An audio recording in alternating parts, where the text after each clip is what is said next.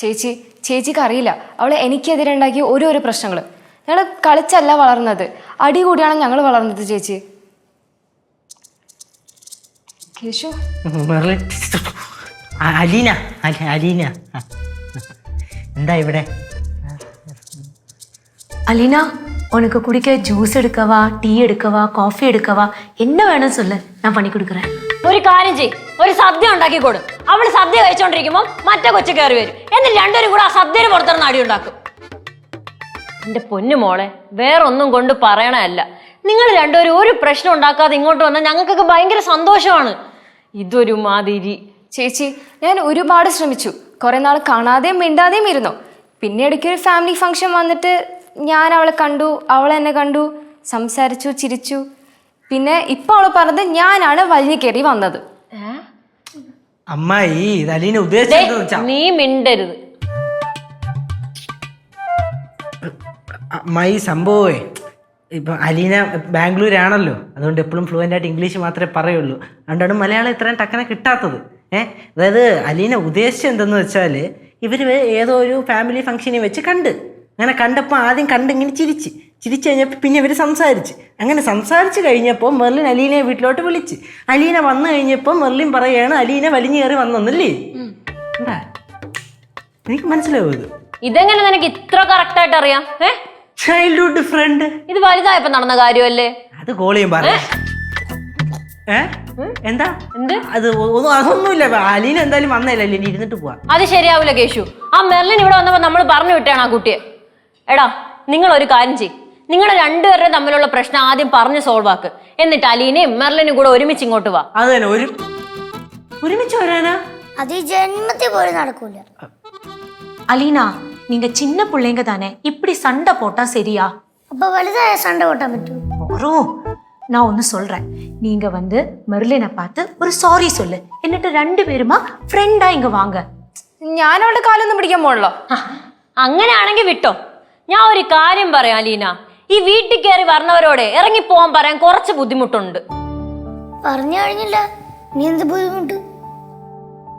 அலினா இப்ப நீ போமா, போயிட்டு சால்வ் எல்லாம் பண்ணிட்டு வா, நான் உனக்கு ஜூஸ் எல்லாம் கொடுக்கறேன். ചേച്ചി നിങ്ങൾ അകത്തേറി പോയണം. പോ ചേച്ചി. അലീന പോ, താൻ പോ. എടാ പറയണ കേൾക്കണില്ലേ, പോടോ.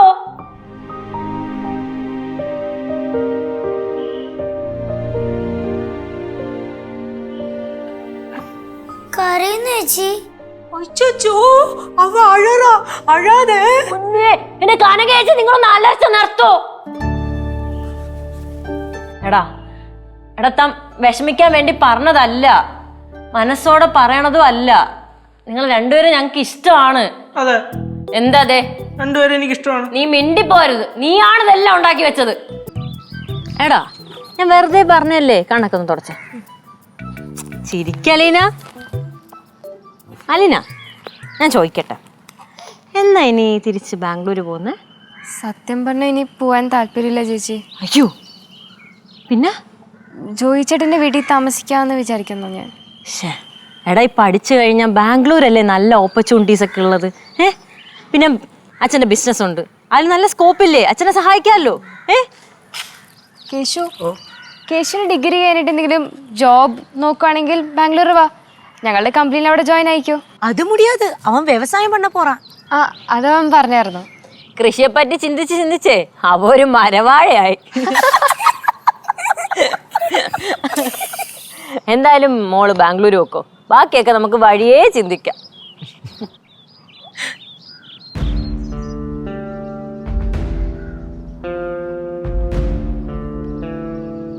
കൈയിട്.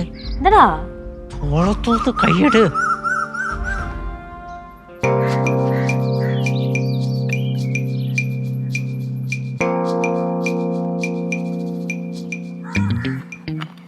നമ്മളെ അലീനെ അങ്ങ് ബാംഗ്ലൂർ പറഞ്ഞു വിടാനുള്ള ഒരു പ്ലാനിലായിരുന്നു. കൂടെ ഇവനെയും കൂടി പറഞ്ഞു വിടാനായിരിക്കും അല്ലേ?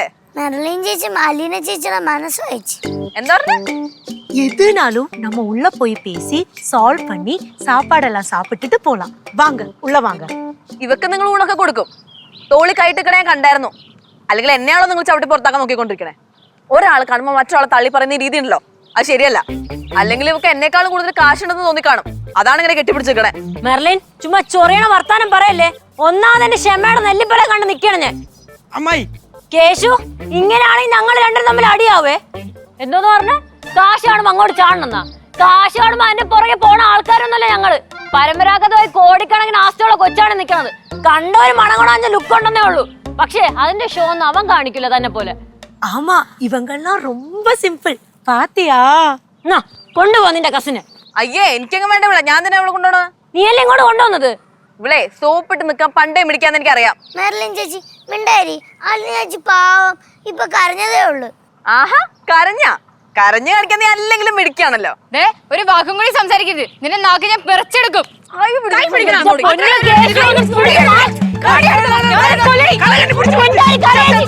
ഫ്ലവേഴ്സിൽ 2 പുതിയ പരമ്പരകൾ. വീട്ടിലെ വിളക്ക് എല്ലാ ദിവസവും രാത്രി 8:30 ഫ്ലവേഴ്സിൽ. മഹാലക്ഷ്മി എല്ലാ ദിവസവും രാത്രി 9 മണിക്ക് ഫ്ലവേഴ്സിൽ.